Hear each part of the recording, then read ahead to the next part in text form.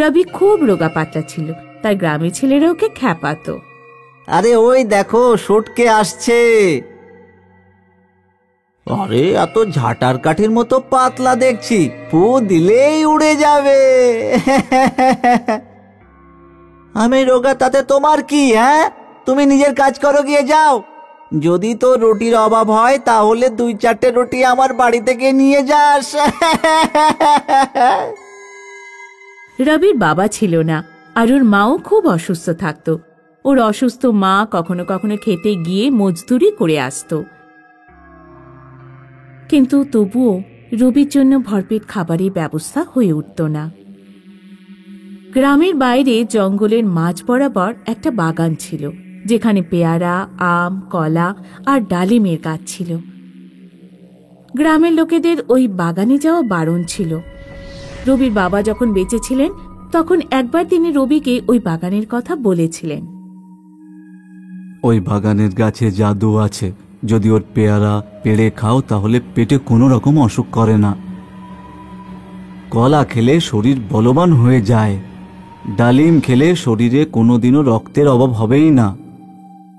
কিন্তু কোনোদিন ওই বাগানে কোনো রকম যাবেই না, কারণ ওখানে প্রেত আত্মাদের বসতি রয়েছে।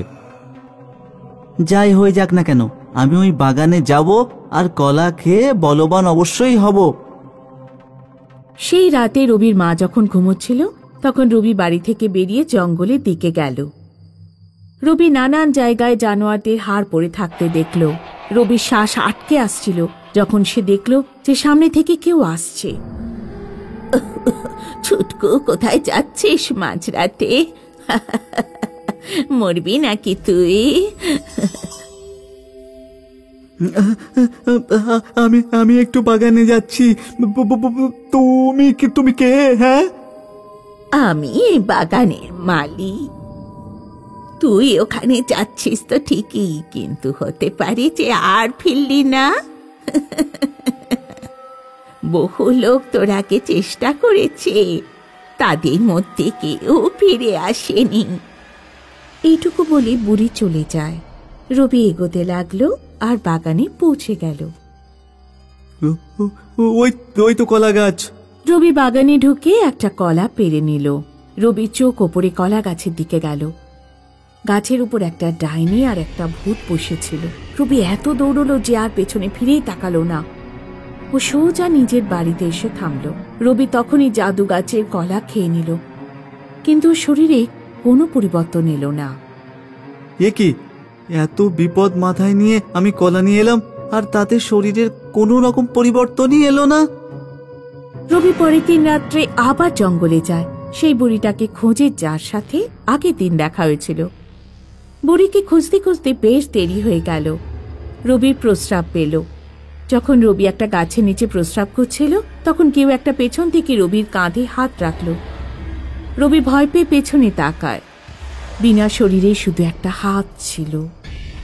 কিছুটা দূরেই ওই বুড়িটা দাঁড়িয়েছিল। ভয় পেলি? আমার কাছে এরকম অনেক কাটা হাত আর পা আছে।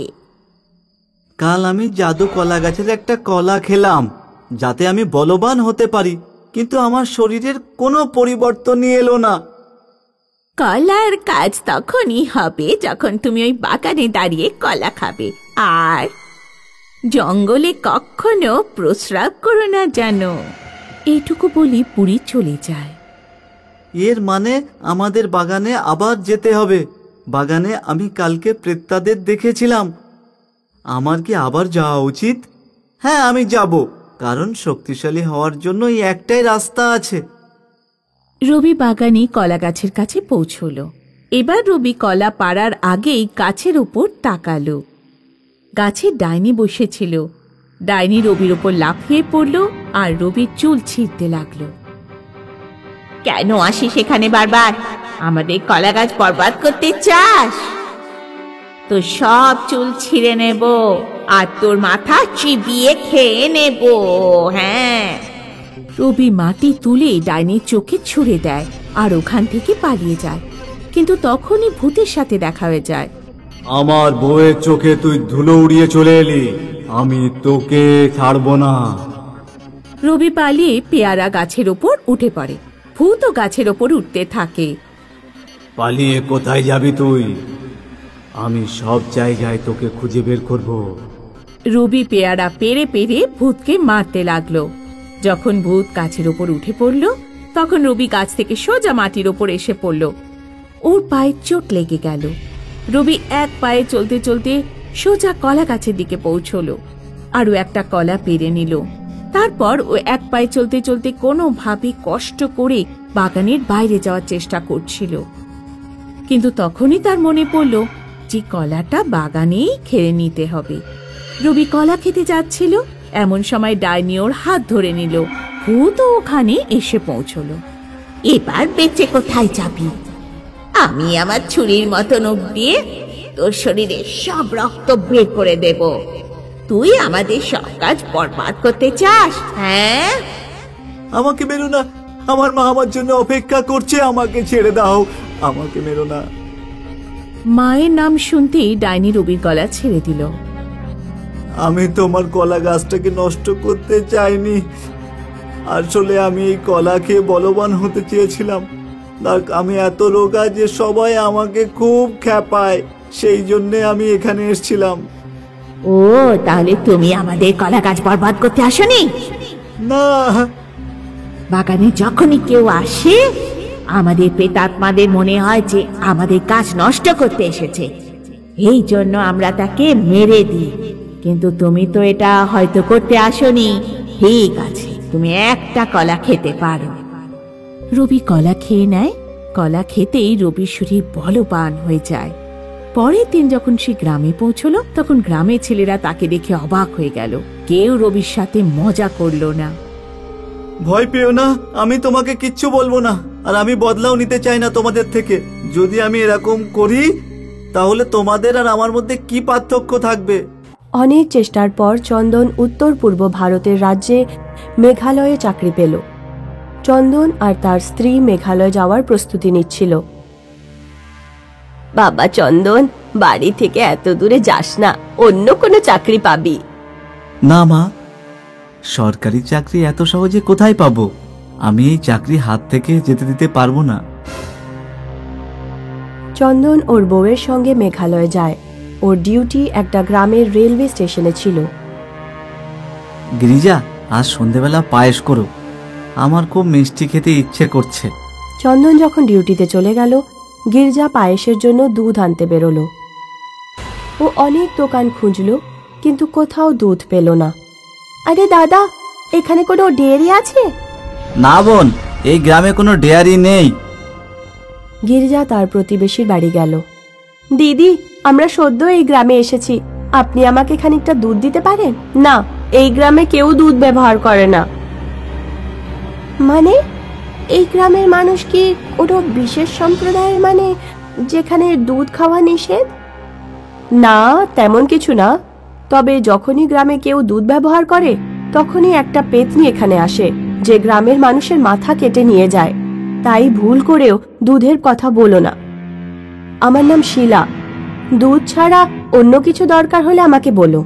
চন্দন যখন ডিউটি থেকে ফিরে এলো, তখন গির্জাকে জিজ্ঞেস করলো, তুমি পায়েস বানাওনি কেন? গির্জা চন্দনকে সব কথা বলল। এই গ্রামের লোক মনে হয় পাগল। আমি কালই গ্রামের বাইরে থেকে দুধ নিয়ে আসব। পরের দিন চন্দন গ্রামের বাইরে থেকে দুধ কিনে আনে।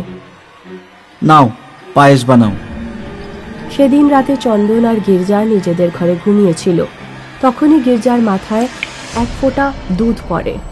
গির্জা চোখ খুলতেই দেখে পাখার ওপর একটা পেতনি ঝুলছে, আর তার চুল থেকে দুধ ঝরছে। চন্দন তাড়াহুড়ো করে উঠে পড়ে। কি হয়েছে? চন্দন যখন উঠল, ততক্ষণে পেতনিও উধাও হয়ে গেছে। আমি ফ্যানে একটা পেতনিকে দেখেছি, ওর চুল থেকে দুধ ঝরছিল। ওই দেখো, আমার মাথায় দুধের ফোঁটা লেগে আছে। তুমি শুধু শুধু দুধ নিয়ে এলে, আমরা কোনো মুশকিলে না পড়ি। কি আজে বাজে কথা বলছো? হয়তো কোনো ভয়ের স্বপ্ন দেখেছো। না না, স্বপ্ন নয়। স্বপ্নে কি সত্যি সত্যি দুধের ফোঁটা কি করে আসবে? অন্যদিকে প্রতিবেশী শিলার বর আনন্দ ডিউটি থেকে ফিরছিল। সে মদ খেয়েছিল। দেখো রাতে, আমি দেখবো এই রাতে। খুব জোরে টয়লেট পেয়েছে। আনন্দ একটা গাছের নিচে দাঁড়িয়ে টয়লেট করতে থাকে। তখন ওর ফোন বেজে ওঠে। ডার্লিং, প্রায় পৌঁছে গেছি। আনন্দের মাথায় দুধের ফোঁটা পড়ে। আনন্দ যখন ওপরে তাকায় তখন গাছে একটা পেতনি ঝুলছিল, যে নিজের মুখ থেকে দুধ বের করছিল। কি হলো? হ্যালো হ্যালো হ্যালো, শুনছো? তুমি আমার কথা শুনতে পাচ্ছো? হ্যালো, কি হলো? সকালে যখন চন্দন অফিস যাচ্ছিল তখন দেখলো রাস্তায় একটা গাছের কাছে খুব ভিড় ছিল। শিলা নিজের স্বামীর বাড়ির কাছে বসে কাঁদছিল। তার স্বামীর মাথা পাওয়া যাচ্ছিল না। পেতনি আমার স্বামীর মাথা নিয়ে গেছে, এখন আমি কি করব? আমরা না খেতে পেয়ে মরে যাব।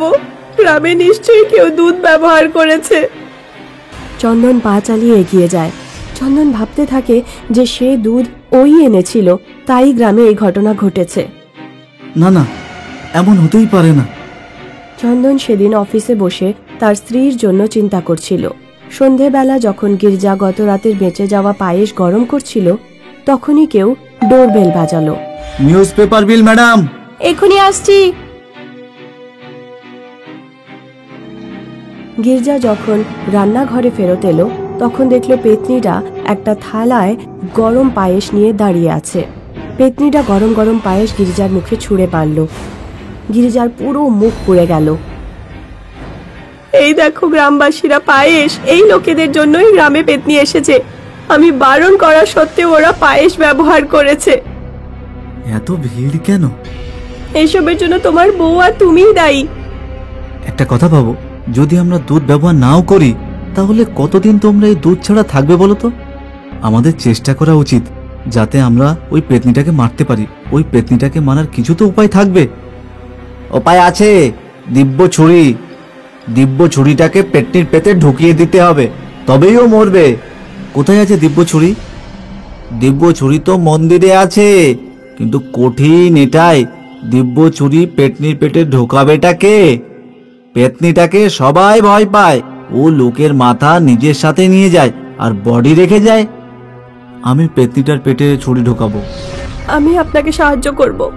ওই রাতে চন্দন বাইরে থেকে অনেকগুলো দুধ নিয়ে এলো আর গিরিজা দুধ দিয়ে অনেকগুলো জিনিস বানালো, মিষ্টি, পায়েস, দই, নানান জিনিস। তখনই পেতনি ওখানে চলে আসে। তাহলে তোমরা মানবে না? পেতনি গির্জার দিকে এগোয়। প্ল্যান মতো চন্দন বড় মোটা চাদর পেতনিটার মাথায় ছুঁড়ে দেয়। তারপর চন্দন পেতনিটার কাছে আসে আর ও পেতনিটার পেটে দিব্য ছুরি ঢুকিয়ে দেয়। পেতনি মরতেই গির্জার পোড়া মুখ ঠিক হয়ে যায় আর যাদের পেতনিটা মেরেছিল তারা সবাই বেঁচে ফিরে আসে।